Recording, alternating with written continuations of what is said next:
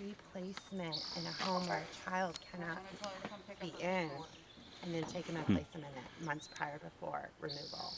Mm-hmm. Yeah, how does that? Yeah. Bree, do you have paperwork for Amy? Yes, 5 times. Yes. We have some paperwork you can come pick up. Oh, let So this guy on the bike know. Pedophile. Kid stealing Pedophile user. supporters live here. Pedophile Did you know this supporters house live right in this house. supports pedophilia? so Amy, tell me what happened. Why are we here? We're here today because Brianna. It's Brianna. It's Oh, Brianna. Bri. Amy's the I mean, CPS. sorry, Brianna. Rob knows my name. We're here today because there is a caseworker that is a ghost in our system. She goes to homes to find pre-placing children um, prior to removing them.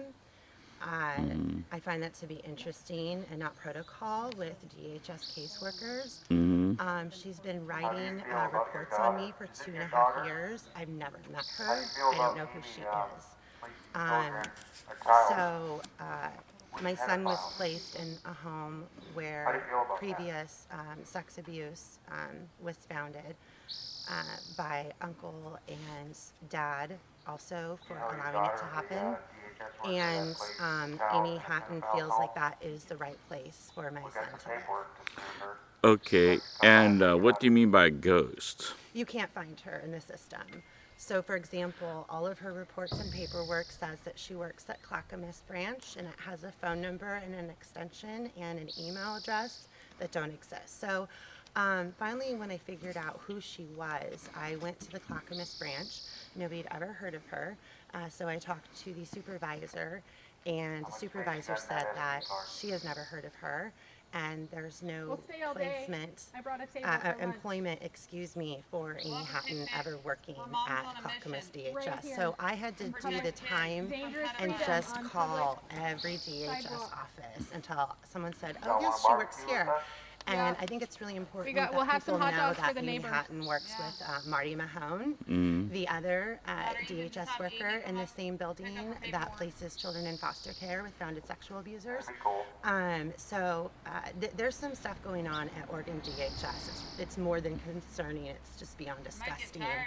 Your What arms I might want to get know tired. is how a caseworker can Mm-hmm. write reports on me for 2.5 years without ever meeting me or knowing No one me. will Yeah. help you. That's I find quite interesting. Did she say anything bad in the reports about you? Can you elaborate on Oh, the that? reports are awful.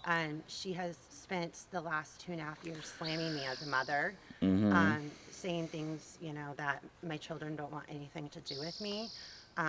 That, I'm delusional for ever believing that I had a place in my Placed two children's kids in a lives. home with pedophiles. So she likes to really, really go out of her way to say things about parents that are just so incredibly untrue. And not only that, it's beyond hurtful. It's hard to read the things that she writes about me, but at some point you have to get over it and know that it's not true. But she doesn't know me. She's never met me. She has no idea who I am. She, however, likes to visit and frequent the address where she placed my child, like I said, prior to removal and to this day. So there's a reason why she's forcing some sort of placement for my child in a home where he can't You have be a in. phone number we can contact her I directly have the at? original I think it's sex abuse 503-810-something. report. Look She's it up. reading it.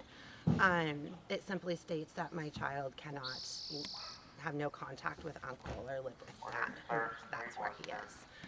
So I just Why don't found you, out use on your phone call Amy Saturday and tell her to come pick up her paperwork. that Amy Hatton put my name underneath my son's sex abuse case from 2009. So did she accuse you of no? No, there's no case.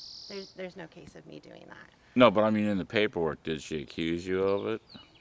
No, it's just it's a graph that shows that she founded me for that. So what she did is she The took spreadsheet. spreadsheet. Thank you. A So what spreadsheet. she did is uncle and dad's name aren't on it, and now my name is. Mm. Their But names aren't on it, There aren't on it. even though they were the original accuser, like Correct. people being accused Correct. of it? Correct. How does that happen? Right.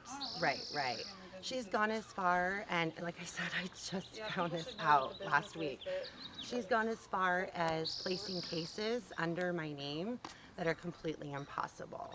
So in 12 years and 9 years of being a mom, I did one overnight trip where my children were left with their grandmother, my mom, and I was gone for 2 days. And she has a case in here of threat of harm against my children when I was in a different state on that date. So that's impossible. You can't harm or threaten harm your child when you're not around your child and you're in a different state. She also put a case in here that I'm completely unaware of, that on 7/12 of 2017, that I caused mental injury to my children. That is also laughable and impossible. I was in the hospital having reconstructive ankle and leg surgery. Um, it has to be stopped. This has to stop. This stuff has to stop. I mean, And the fact that she can't be tracked down at any office. she can't be tracked down at any office. So I went to Salem, our headquarters, and I have a photo of that. I asked where Amy Hatton is employed, and it does in fact say that she's employed at Clackamas with the same email and the same phone number and extension.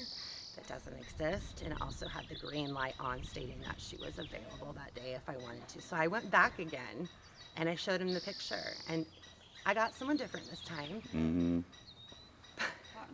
It's kind of, difficult to find somebody when nobody knows who they are or they're stated that they're registered to be employed at. Right. So her supervisor doesn't work at her building either. That's not standard. If you're, a CW and you are at the Gresham branch, your supervisor doesn't work in Hillsborough.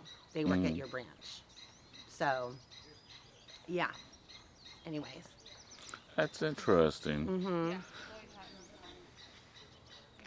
So yeah, apparently there's been quite a few people that's been having the same kinds of problems as you got.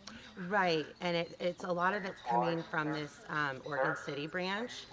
Also, we've been discussing how some DHS offices are privately leased. They're not state-owned. There's two different kinds.